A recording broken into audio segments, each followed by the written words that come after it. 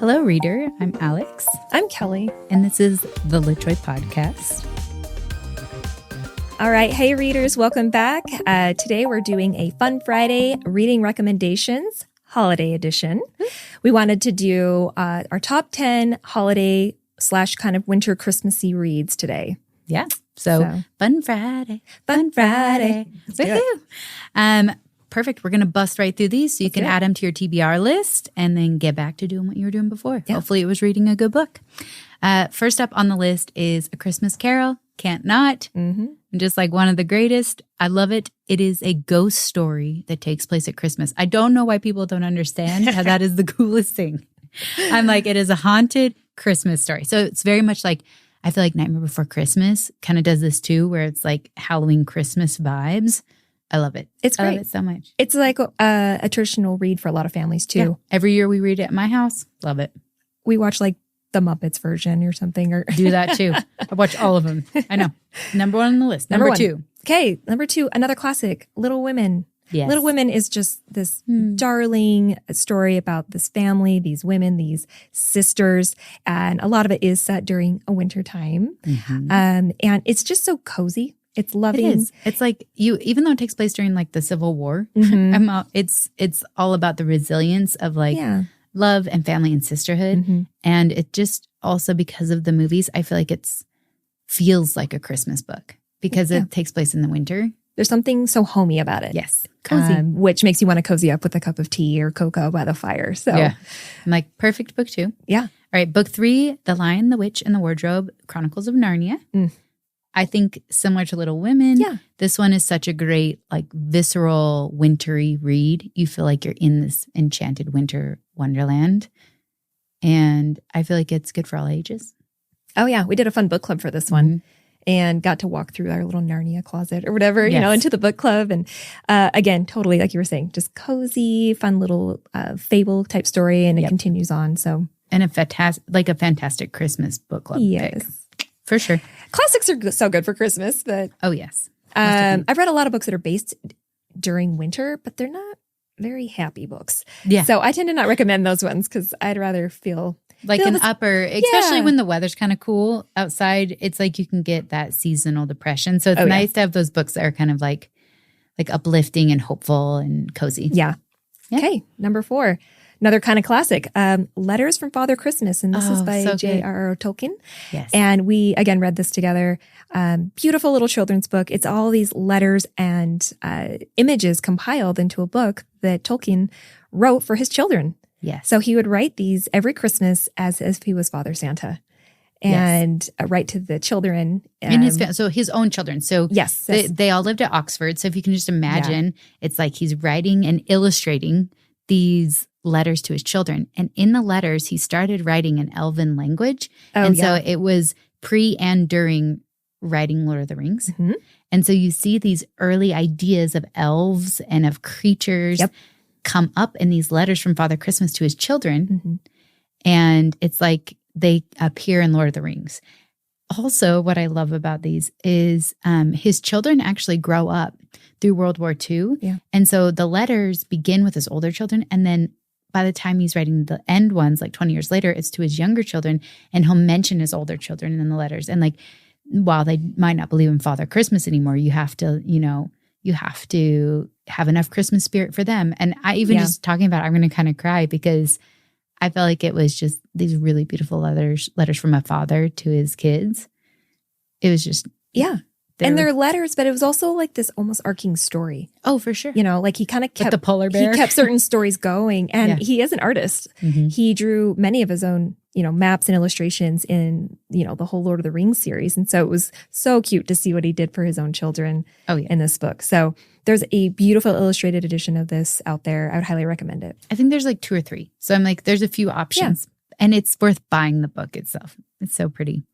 Okay, well, I'll speak a little bit to this one, but this is such a one near and dear to your heart, Kelly, is The Book Thief by Markus Zusak. So why is this a Christmas recommendation? I think why I would recommend this one, it's set during a cold time, again, during World War II, but you get what I love so much about The Book Thief is the takeaway. A lot of the takeaway for me is the power of words. Yeah. And Liesl, who's the main character, they call her the Book Thief because she steals books. They're burning them, right? So she steals them, hides them, and learns to read. She learns the power of words. So obviously I'm a bibliophile. I'm loving it. And then again, there's this cozy factor to it and this sense of hope. There's a lot going on that's not hopeful, but you do get, especially towards the end of the book, this threaded sense of hope that's happening throughout that kind of warmed my heart. Yeah. And it's one I want to just curl up with. No, I'm going to need a box of tissues and a full night to read.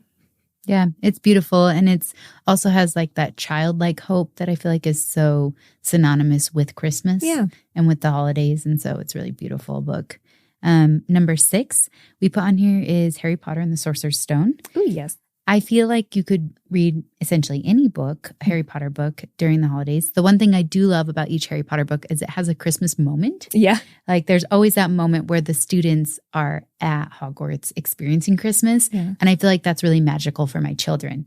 And so I read that with my children. And it's a great time to start the series because you can get, even now, I feel like I get addicted to reading it like the 7th, 8th, 9th, 10th time. And you have that holiday break. And so you can buzz through a couple of them, which I feel like they're such a great binge read during the holidays. Especially because, well, like with Harry throughout the series, he hasn't really enjoyed Christmases before. Yes. And even if he's staying at Hogwarts to celebrate or he's at the Burrow with the Weasley family, it's just universal, that feeling of belonging. Yeah, to a found family of some kind, whether it's not your own, and experiencing the joy no matter what age that holiday brings. So I always loved those moments in the Harry Potter books. Oh, I'm grateful that J.K. Rowling put that into all of them. Especially because they're not really key to the plot, but they're always just like such a beautiful escape. Yeah, like that human moment of just holiday break. Yeah, and what that looks like. I know, I love it. All right, number 7. We have The Golden Compass by Philip Pullman. Again, takes place very much in a wintry setting. Polar bears, things are happening here. So another beautiful juvenile fiction that's very immersive. Yes. And again, I don't know any other way to say it. I think these are all cozy reads is what we're trying to say, I guess. And it's very enchanting. I would say The Golden Compass in my mind is a little more edgy. Yeah.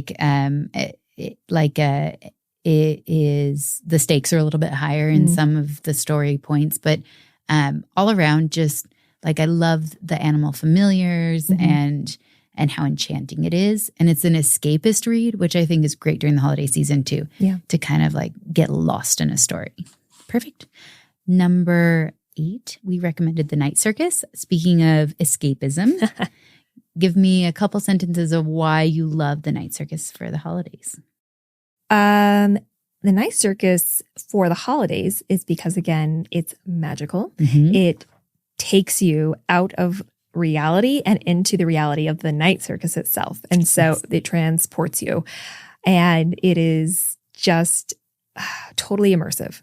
Yep. And it's literally like magical snow is happening, magical clock making, delicious like caramel popcorn, chocolate mice, like treats, and that whole experience of having like these enchanted food. And it also reminds me of like going to all the holiday parties. Yes, all the foods. It's totally like a holiday party, but a circus. Yeah. Yes, definitely.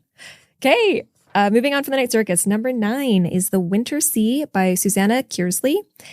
And I believe I said that right. Susanna Kearsley. Close enough. I wanted at least one romance in here. Yes. And this is one I've read a couple times now. And it is romance and time travel combined. One of my favorites. In the British Isles, also a fave. I also love Outlander, similar genre. Little less on the cozy factor. Yeah, Outlander is not cozy. I want everyone to know that. But this one is wonderful. She's, the main character goes to Scotland. She's trying to research for a book she's doing. She rents a cute little cottage in a village. And of course, a hot guy appears. Exactly. Hot guy pops in. But then she gets pulled out into a different time period because there's time travel. And she's trying to understand what's going on. What is this all trying to tell her, basically? But she's like channeling all these memories, and she's like, are these mine? Are these someone else's? Is this my book? And in the meantime, there's lots of cozy moments with the romance happening in between. Hot guy. Hot guy. Anyways, great fiction romance. Yep. And also just, I feel like really visceral setting. So you're like, it's always talking about like the cold rain and wind and things like that, where you just like pull the blanket over your shoulders. You're like cardigan book. I love it so much. Okay. And number 10 recommendation on our Fast Fun Friday is Murder on the Orient Express. This was fantastic. One of Agatha Christie's best. I mean, all of Agatha Christie is great for murder mystery. This one was the Orient Express gets stranded because of an avalanche in the middle of the snowy Alps. And so you're literally in a snowball the whole book, and there's a murder. And I feel like it's just I didn't guess the ending when I read this one, which I feel like with murder mysteries, especially classics, you kind of like get to the ending before the book ends. You kind of like guess it. I didn't on this one. I loved it. Yeah. It's a great whodunit. Like, oh, for sure.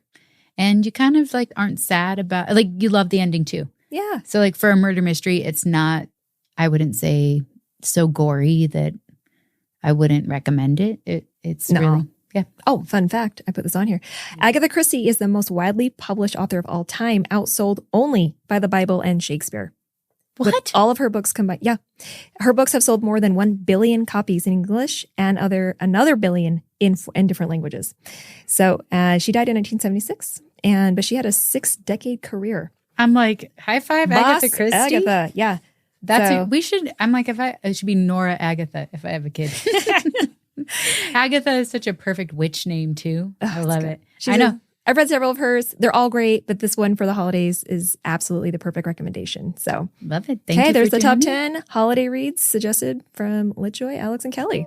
Boom. Thank you, readers. All right, reader. Thank you for listening to the LitJoy podcast. Make sure to rate and review us. And like a good book, don't forget to recommend us to your friends.